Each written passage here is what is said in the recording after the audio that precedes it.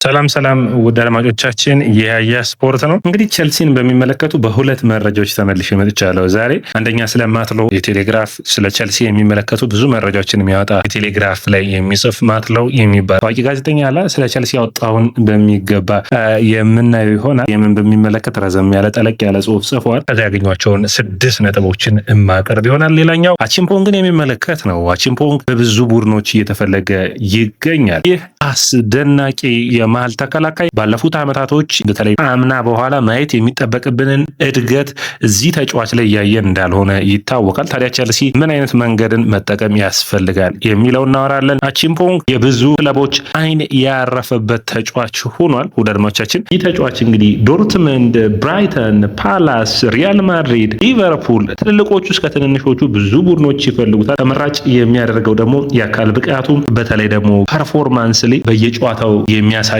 አስደናቂ ብቃት ነው። ታዲያ ስለ አቺምፖንግ ስናወራ በውድድር ዓመቱ ቸልሲ በኔ እይታ በውድድር ዓመቱ ካስቀየማቸው ትክክለኛ የመጫወቻ ጊዜ ካልሰጣቸው የአሰልጣኞችን መገላበጥና መቀየር ተከትሎ ደግሞ ብዙ የመጫወቻ እድልን አላገኝም። አሁንም በፕሪሚየር ሊጉ ብዙ ልምዶች ያስፈልጉታል። ይህ ተጫዋች ግን እስካሁን ድረስ እድልን አላገኘም በሚገባ በተከታታይ ተጫዋታዎች። እኔ የዚህ ልጅ ሁኔታን ሳስብ በጣም የሚታየኝ ዊሊያም ሳሊባ ነው። ደድማቻችን ዊሊያም ሳሊባ በመጀመሪያዎቹ በመጣበት ወቅት የምታስታውሱ ከነበረ ከሴንቲቴንክ አርሰናሎች ካስፈረሙት በኋላ ምን ትዝ ይላል አርቴታ በቀጥታ ተጠቀመበትም ነበር። ያ ማለት ነው ፕሪሚየር ሊጉን የተጫዋቹ ብቃት ክህሎት እንዳለው ታምንና 19 ዓመቱ ላይ እንደሚገኝ ይህ ተጫዋች በሌሎች የውድድር መስኮች ማለት ነው ወደ ስትራስቡርግ መላክ ሊሆን ይችላል፣ በተለይ ደግሞ ወደ ቻምፒዮንሺፑ መላክ ሊሆን ይችላል። ይህንን ተጫዋች ልምድ እንዲያካብት ማድረግ መቻል ይጠበቅበት ነበር። ቸልሲ ያንን ግን አላደረጉም። በተለይ ይህ የውድድር ዓመት ለተጫዋቹ በጣም የተለየ የውድድር ዓመት ይሆናል ብዬ ጠብቅ ነበር። ወይ ተጫዋቹን የመጫወቻ ጊዜ መስጠት፣ ያለበለዚያ ደግሞ ልምድ እንዲያገኝ በሌሎች ቡድኖች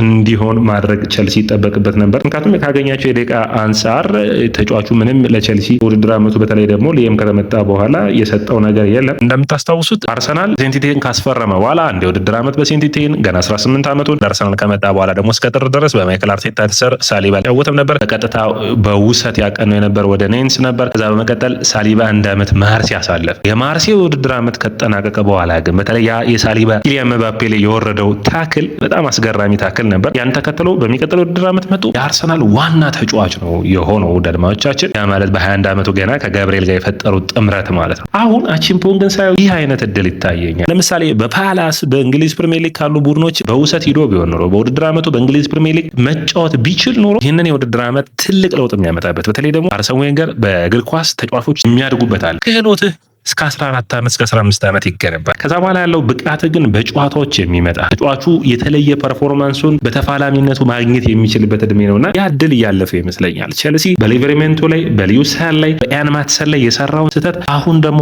በአቺምፖንግ ላይ እንዳይሰራ ሰማያዊዎቹ የሚያስፈራ ይመስለኛል። ስለዚህ በጥንቃቄ ቸልሲ ማየት ይጠበቅበታል። አሁንም ቢሆን ጊዜው አልረፈደም። የሚቀጥለው ውድድር ዓመት በውሰት መልቀቅ የሚያስፈልግ ይሆናል። ምክንያቱም ያ ልምድ የለውም በቋሚ ለመሆኑ በቸልሲ ዘንድ ለመጫወት ወይም ደግሞ የተለየ ኤክስትራኦርዲናሪ ፐርፎርማንሱን አሳይቶ ቡድኑን ውስጥ በቀጥታ ቋሚ ሊሆን የሚችልበትም አይደለም። ስለዚህ ይሄ ማሳሰብ የሚያስፈልግ ይመስለኛል። ማማዱ ሳር መጣ። አሁን ደግሞ ሊየም ደግሞ የማማዱ ሳር በጣም አድናቂ ነው፣ አብሮ ሰርተዋል። ስለዚህ ለሱ ቅድሚያ ሰጠ። ትንሽ እዚህ ጋር የሚያሳስብ ይመስለኛል። መታሰብ የሚጠበቅበት ነው። ጄኔሬሽናል ታለንት ከሚባሉ ተከላካዮች ውስጥ አንዱ ነው። ይህ ተጫዋች ቸልሲን ሊያመጣው የሚገባ አይደለም። ማትሎ ቴሌግራፍ ላይ ጥሩ ጽፏል። በተለይ ብዙ ውስጥ የሚላቸውን መረጃዎች አወጧል። ነገር ግን ብዙ ጊዜ የምናውቃቸው መረጃዎች ናቸው። ነገር ግን እስኪ ጠለቅ ብለን እያንዳንዱን ሁኔታዎችን አንደኛው እንግዲህ ሙሉ ዘገባው ላይ ያወጣው ሊየም የአውሮፓ ቻምፒዮንስ ሊግ ተሳትፎን ባያገኝም እዚህ ቸልሲን ማሰልጠኑን እንደሚቀጥል የሚል ነው። ስለዚህ የአውሮፓ ቻምፒዮንስ ሊግ መለኪያ አይደለም ሊየም መልቀቅና መቆየት ላይ በሚመለከት ይላል። ይሄ ዜና እንግዲህ ለቸልሲ ደጋፊ ትንሽ አሳዛኝ ነው በእኔ እይታ። ሊየም ቻምፒዮንስ ሊግ የማይሳተፍ ከሆነ ይህ ስብስብ መሰናበት አለበት። እኔ ከዚህ በፊትም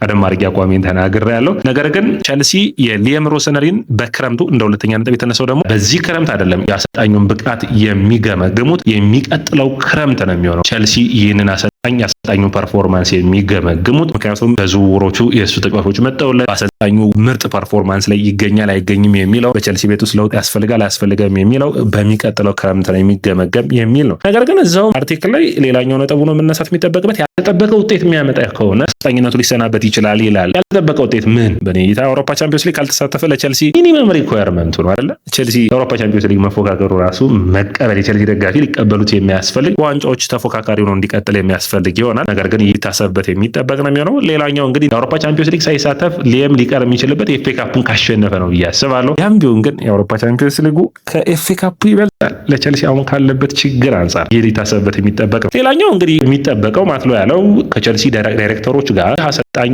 በሚገባ ጥሩ የሆነ ግንኙነት እንዳለው እና ከዛ ውጭ ግን ምንድነው ያለው የቸልሲ ዳይሬክተሮች ሊየም ላይ በውድድር ዓመቱ አጋማሽ እንደመምጣቱ ፈረንሳይ ሊግ በመምጣቱ ምክንያት ርህራዮችን ሊያረጉለት ወይም ደግሞ ፈጠን ያለ ውሳኔዎችን እንዲያወስኑ የሚያደርጋቸው ይሆናል። ምክንያቱም በአጭር ጊዜ ለውጥ እንዲያመጣ ሳይሆን የረጅም ጊዜ አሰልጣኛችን ነው የሚል ሀሳብ ነው ያላቸው። ዜና ጥሩ ሆኖ አላገኙትም። ወደ አድማጮቻችን እዚህ ጋር ትንሽ መሰራት የሚጠበቅበት ነገር ያለ ይመስለኛል። ይህም ፌቨር እየተደረገ ይመስለኛል። ብዙዎቹ በብራይተን ቤት ስለሚያውቁት በተለየ ሁኔታ ለዚህ አሰልጣኝ የተለየ እድልን እየሰጡት ይመስለኛል። ከዊስትሊና ሊስቱዋርት ጋር እዚህ በፊት ልምድ አላቸው፣ አብረው ሰርተዋል። በስትራስቡርግ አንድ ዓመት ሰርተዋል። የተሻለ ሌሎቹ ከማሬስካ በተሻለ የመግባባት አቅም ያለው ነው ተብሎ ይታሰባል። ሌላኛው በክረምቱ የዝውውር መስኮት ቸልሲ በጉጉት የሚጠብቀው እንደሆነ ተናግሯል። ይህ እንግዲህ ቸልሲ በክረምት በመጣ ቁጥር እነዚህ ተነባቢ ጋዜጦች በመስጠት የሚያወጣው መረጃ ነው። አምናም እንደዚህ ብለው ነበር። ዘንድሮ ምን የተለየ ነገር አለ? ሁሌም ክረምቱ ሲመጣ ቸልሲ የተለየ ነገር ምን ያደርጋል? ያለፉት 3 ዓመትና 4 ዓመታት ነገር ግን የተሟላ ክረምትን ቸልሲ ሲያሳልፍ አላየነውም። አቻምና ኦሲሜ ጎል ነበር።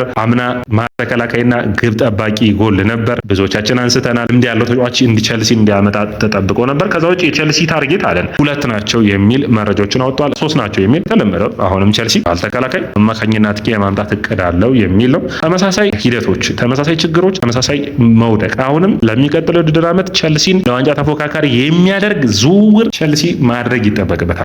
ያንን ሳያደርግ የሚጀምር ከሆነ አሁንም አስቸጋሪ ፈተና ውስጥ እንደ ስብስብ የሚወድቅ ይሆናል ብዬ አስባለሁ። እዚህ ላይ በሚገባ መስራት የሚያስፈልግ ነው የሚሆነው። ሌላኛው እንግዲህ እዚሁም ባለፉት ፕሮግራሞቻችንም ያነሳ ነው ቸልሲ በአካል ብቃቱ ረገድ ገዘፍ ያሉ ተጫዋቾችን ለማስፈረም እቅድ አለው የሚል ነው። ልምድ ያላቸው ተጫዋቾችንም የማምጣት እቅድ አለው የሚል ነው። ነገር ግን ልምድ ያለው ተጫዋች ሲመጣ ቸልሲ ቡድኑን ምቹ ሁኔታ መፍጠር ይጠበቅበታል። ያ ማለት ነው ታዳጊ ተጫዋቾች ስታስፈርም ደሞዛቸው ዝቅ ያለ ይሆናል። ለረጅም ዓመት ኮንትራት ይፈልማሉ። ለቸልሲ መጠው በመጫወትና ራሳቸውን በማሳየታቸው ደስተኛ ናቸው። ልምድ ያላቸው ተጫዋቾች ግን ሲሆኑ በሌሎች ቡድኖች የተጫወቱ ናቸው። ስለዚህ ከፍተኛ ደሞዝ ይጠይቃሉ። ስለዚህ የደሞዙን ጣሪያ ከፍ ማድረግ የሚያስፈልግ ነው የሚሆነው። ያ ግን የተሻለ ጥሩ ብቃት ያላቸው ተጫዋቾች መሆን ይጠበቅባቸዋል። ትክክለኛ ዋጋ ለምሳሌ አጥቂ መስመሩን እንደ ጁሊያን አልቫሬዝ አይነት ጥራት ያላቸው ተጫዋቾችን የምታገኝ ከሆነ ከፍ ያለ ደሞዝን ለመክፈል መፍቀድ የሚያስፈልግ ይሆናል ብዬ አስባለሁ። ሌላኛው እንግዲህ ዛሬ መረጃዎችን ሳገላብጥ ከዚሁም አርቲክል ጋር ተያይዞ ክለርሌ ካፒታል ከቸልሲ ላይ 61.5% ነው የያዘው። ወደ አድማጮቻችን በጣም ከፍተኛ ድርሻ ነው። ክለርሌ ካፒታል ይለቃል ብላችሁ ማሰብ ራሱ በጣም አሳሳቢ ይመስለኛል። ቶዲ ቦሄልን ጠቅልሎ ይወስዷል ማለት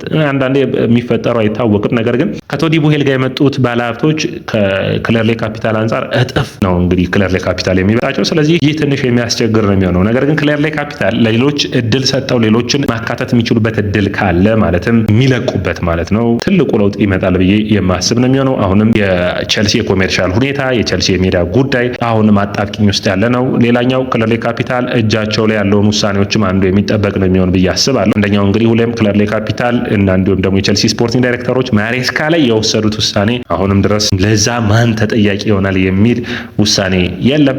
ምንም አይነት ተጠያቂነት አልሰፈነም ብዬ አስባለሁ። የቸልሲ ተጫዋቾች መካከል ግማሾቹ የሚሆኑት ከፍተኛ ተቃውሞ ያለ ይመስላል የሚል መረጃም አግኝቻለሁ። አድማጮቻችን ያም የሆነው ምንድነው ሳንቼዝ ነበር መሰለፍ የነበረበት ፊሊፕ ዮርገንሰንን እድል የሰጠበት መንገድ ላይ ቸልሲ ተጫዋቾቹ ራሱ ያንን እምነት አላገኙም። ይህ ትንሽ ለሊየም በሚገባ መስራትና ተጫዋቾቹን ለማሳመን ሙከራ ላይ ይገኛል። ፕሮሰስ እንደሆነ ለእያንዳንዱ ተጫዋቾች እድል መስጠት እንደሚፈልግ ነው እንግዲህ ለማሳመን የሞከረው። ተጫዋቾቹ ደግሞ በሚገባ ያየነውን ለምሳሌ ሳንቼዝን በግር ተጫዋች ማለት ነጥብ እንዲጥል ቡድኑን ማድረግ እንጂ ትክክለኛ ውሳኔ ነው ብዬ አላስብም። ታዲያ በዚሁ ተጨማሪ ሁኔታ ታሰብበት የሚጠበቅ የሚመስለኝ ሌላ ተጨማሪ ምክንያት ማለት ነው እንደ ቡድን የቸልሲ ውሳኔ በሚገባ መታየት ይጠበቅበታል ብዬ አስባለሁ። ምንድነው ውሳኔው ካላችሁኝ አሰልጣኝ ደግሞ እንግዲህ ለሁሉም እኩል ፍትሃዊ ሚዛናዊ ለመሆን መሞከሩ የሚጠበቅ ምክንያት ነው። ስለዚህ እዛ ውሳኔ ላይ እንግዲህ ቸልሲ በሚቀጥሉት ጊዜያቶች አንዱ ሊያሻሽለው የሚጠበቅ ይመስለኛል። አድማጮቻችን እንግዲህ ይህ ያያ ስፖርት ነው። ያያ ስፖርትን ላይክ፣ ሼር፣ ኮሜንት፣ ሰብስክራይብ ማድረጋችሁን